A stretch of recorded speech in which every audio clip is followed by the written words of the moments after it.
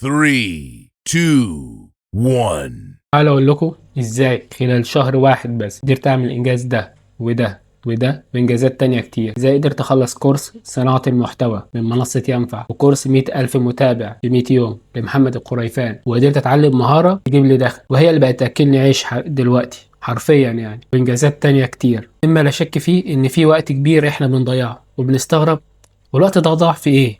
يعني احنا كنا بنعمل ايه عشان الوقت ده يضيع؟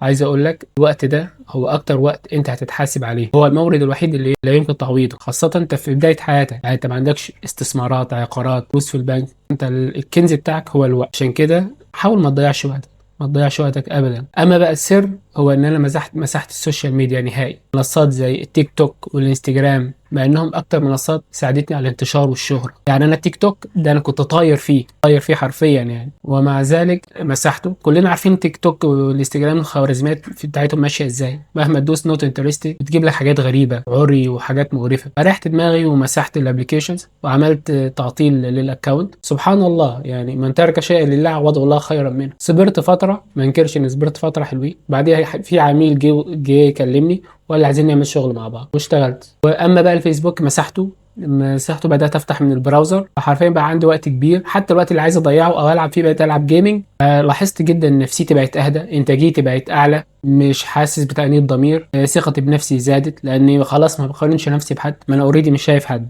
عشان كده ما تضيعش وقتك واحذف السوشيال ميديا، وهتدعي لي، انا متاكد انك هتدعي لي. ما تنساش تتابعنا عشان تشوف فيديوهات تانية كتير. سلام.